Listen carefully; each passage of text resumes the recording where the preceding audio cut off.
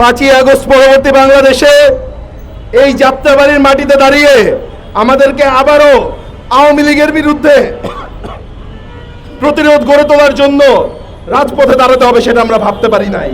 5ই আগস্টে আমরা এমন একটি জায়গায় দাঁড়িয়ে রয়েছি যেখানে শত শত লাশের উপর দাঁড়িয়ে পুলিশকে, আওয়ামী লীগের সন্ত্রাসী বাহিনীকে আমরা নৃশংস হামলা করতে দেখেছি এবং উদ্যম নৃত্য করতে দেখেছি। আমরা দেখেছি পুলিশ কিভাবে সাধারণ মানুষকে পাখির মতো গুলি করে মেরেছে, অথচ আজ পর্যন্ত সেই পুলিশ বাহিনীর একটি সদস্যকে আমরা গ্রেফতার করতে পারি নাই। আমরা এখন পর্যন্ত এই যাত্রাবাড়িতে হত্যাকাণ্ডে জড়িত আওয়ামী লীগ, যুবলীগ, ছাত্রলীগ, গুন্ডা লীগের একজন সদস্যকে এখন পর্যন্ত গ্রেফতার দেখি নাই। এখন পর্যন্ত আমরা দেখতে পাই তারা খোলা আকাশে ঘুরে বেড়ায়, পুলিশ নাকি তাদেরকে দেখে না। আমরা এখন পর্যন্ত দেখতে পাই যারা জামিনে বেরিয়ে এসেছে, পুলিশ নাকি নতুন মামলা ছাড়া তাদেরকে গ্রেফতার করতে পারে না। সংগ্রামী ভাই ও বোনেরা, আমাদেরকে ঐক্যবদ্ধ হতে হবে।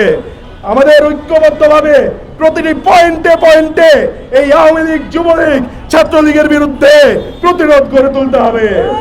আমরা শুনতে পাই এলাকায় এলাকায় নাকি 30 মিনিটের স্লট বিক্রি করা হয়, যেই স্লটে নাকি আওয়ামী লীগের সন্ত্রাসীরা মিছিল বের করে। শহীদদের রক্তের উপর দাঁড়িয়ে যারা এই 30 মিনিটের স্লট বিক্রি করে বেড়াচ্ছেন তাদেরকে সতর্ক করে দিতে চাই, শহীদের রক্তের সাথে বেঈমানি করবেন না। মনে রাখবেন আজকে যে মুক্ত বাতাসে শ্বাস নিচ্ছেন, মনে রাখবেন আজকে যে আপনারা মুক্ত বাক স্বাধীনতা পেয়েছেন তাই শহীদদের রক্তের উপর দাঁড়িয়ে। এই শহীদের রক্তের সাথে বেঈমানি করে যদি আওয়ামী লীগ, ছাত্রলীগ, যুবলীগের দোসরদের সাথে কেউ আপোষ করেন, কেউ যদি বাংলাদেশের রাজনীতিতে আওয়ামী লীগকে ফিরিয়ে আনতে চান, তবে মনে রাখবেন বাংলাদেশের সংগ্রামী ছাত্র জনতা এনসিপির নেতৃত্বে প্রতিরোধ গড়ে তুলবে ইনশাআল্লাহ। আপনারা যদি মনে করেন বাংলাদেশের রাজনীতিতে আওয়ামী লীগকে ফিরিয়ে আনবেন, আপনারা বোকার স্বর্গে বসবাস করছেন।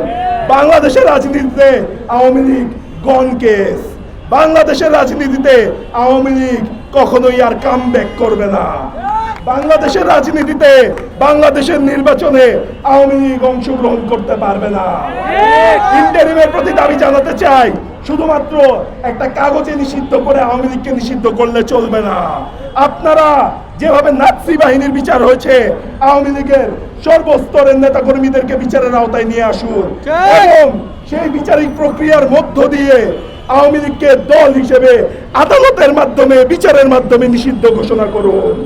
এবং ইন্টারিমকে বলে দিতে চাই, যতদিন এই বিচারিক প্রক্রিয়া শেষ না হবে আওয়ামী লীগ, তার সহযোগী ও অঙ্গ সংগঠন সকলের প্রকাশ্য, গোপন সকল ধরনের রাজনীতির উপর নিষেধাজ্ঞা দিতে হবে।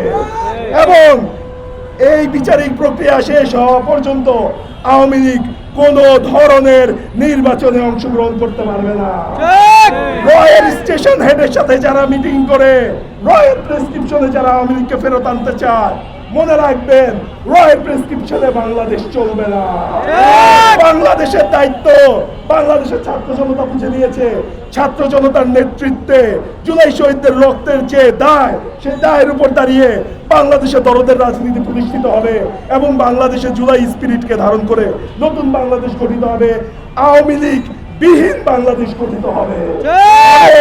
এই আওয়ামী লীগ বিহীন বাংলাদেশ গঠনে যে বা যারা জুলাই শহীদদের সাথে বেঈমানি করে নতুন করে তাদের রাজনৈতিক কর্মসূচি নির্ধারণ করবেন, নতুন করে আওয়ামী লীগকে ফিরিয়ে আনার চেষ্টা করবেন, তাদেরকে সর্বস্তরে প্রতিরোধ করা হবে। আপনাদের সকলের কাছে এই দাবি জানিয়ে এবং আওয়ামী লীগ নিষিদ্ধের যে দাবি, সেই দাবির প্রতি সকলকে ঐক্যবদ্ধ হওয়ার আমন্ত্রণ জানিয়ে আমার বক্তব্য শেষ করতে। যে আসলে আওয়ামী লীগ কোনো রাজনৈতিক সংগঠন কিনা, আওয়ামী লীগ কোনো রাজনৈতিক সংগঠন না। আওয়ামী লীগ সোজা সাপটা ভাষায় বলতে গেলে এটা একটা সন্ত্রাসী সংগঠন। তারা মানুষকে হত্যা করেছে, তারা মানুষকে গুম করেছে, তারা মানুষকে আর্থিকভাবে ক্ষয়ক্ষতি করেছে, দেশকে লুট করে দেশকে ঝাঁঝরা বানিয়ে দিয়েছে। ফলে সন্ত্রাসের জন্য, সন্ত্রাসী হিসেবে চিহ্নিত হওয়ার জন্য যেই সকল কর্মকাণ্ড করা প্রয়োজন আওয়ামী লীগ সবগুলো করেছে গত 16 বছর ধরে। সুতরাং এটা পরিষ্কার বক্তব্য আমাদের যে আওয়ামী লীগ কোনো রাজনৈতিক সংগঠন না, আওয়ামী লীগ সোজা সাপটা একটি সন্ত্রাসী সংগঠন। ফলে সন্ত্রাসীদের সাথে সন্ত্রাসী সংগঠনদের সাথে রাষ্ট্রের যে আচরণ হওয়া উচিত আওয়ামী লীগের সাথে সেই আচরণই করতে হবে। আওয়ামী লীগকে শুধু আইনগতভাবেই না, সামাজিকভাবেও বয়কট করতে হবে। যেভাবে একটি সন্ত্রাসী সংগঠনকে কিংবা সন্ত্রাসকে যেভাবে দমন করা হয়, সেই সন্ত্রাসকে আমাদের সামাজিকভাবেও দমন করতে হবে, আমাদের রাষ্ট্রীয়ভাবে আইনগতভাবে নিষিদ্ধের মাধ্যমেও তাদেরকে বয়কট করতে হবে। তাদের সমাজের এবং সর্বস্তরে তাদের সকল এই এক্সেসগুলোকে, তাদের এই যাতায়াতগুলোকে আমাদের বন্ধ করতে হবে। শুধুমাত্র আইনগতভাবে নিষিদ্ধ করলেই আওয়ামী লীগকে প্রতিহত করা যাবে না। যারা এতদিনে গুম হয়েছে, যারা খুন হয়েছে, যারা সামাজিকভাবে রাজনৈতিকভাবে আওয়ামী লীগের যারা ক্ষতিগ্রস্ত হয়েছে, আজকে আমাদের সবাইকে ঐক্যবদ্ধভাবে সামাজিকভাবে এবং রাজনৈতিকভাবে আওয়ামী লীগের মোকাবেলা করতে হবে। কেবল তখনই আমরা আওয়ামী লীগের এই সন্ত্রাসের বিরুদ্ধে আমরা ঐক্য গড়ে তুলতে পারবো, প্রতিরোধ গড়ে তুলতে পারবো। তো ভাইরা, সেই লক্ষ্যে আসুন আমরা সেই প্রতিরোধ গড়ে তুলি। বললো না, আমার এটা আসলে আশ্চর্যের বিষয়। আমরা চাই এই 24-এর গণঅভ্যুত্থানের পরে বাংলাদেশের কোনো ফ্যাসিবাদী শক্তি, কোনো এই আজাদ এই শয়তানি শক্তি, এই ইন্ডিয়ার প্রেতাত্মার শক্তি বাংলাদেশের কোনো জায়গায় স্থান পাবে না।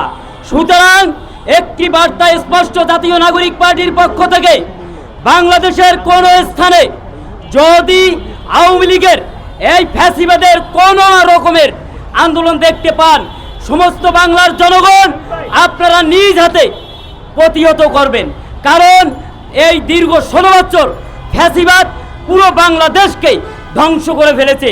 আপনারা দেখতে পাচ্ছেন ইতিমধ্যে তারা ইন্ডিয়ায় বসে তাদের বিভিন্ন প্রেতাত্মাদের দিয়ে এজেন্ডা বাস্তবায়ন করতে চায়।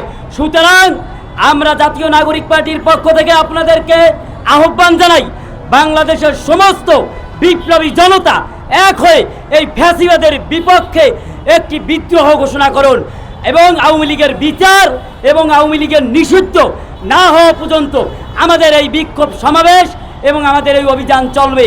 গতকালকে 11টি স্পটে ঢাকা বিভাগের মধ্যে বিভিন্ন জায়গায় আওয়ামী লীগ ঝটিকা মিছিল করে তাদের সন্ত্রাসী বাহিনীরা এখনো উৎপেতে আছে বাংলাদেশে। তারা বাংলাদেশের বাইরে যারা বড় বড় চেলাপলা ছিল তারা পলাতক হয়ে ইন্ডিয়ার ভিতর বসে বসে ষড়যন্ত্র করতেছে।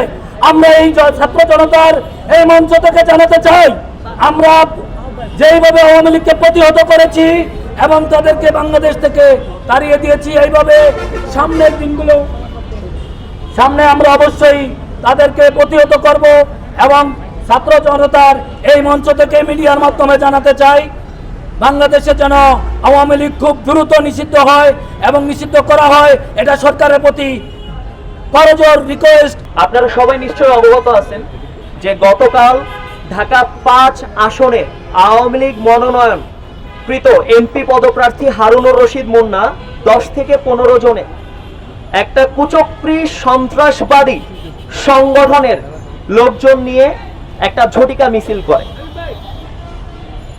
এই ঝটিকা মিছিলের প্রতিবাদে আজকে আমাদের এই অবস্থান কর্মসূচি।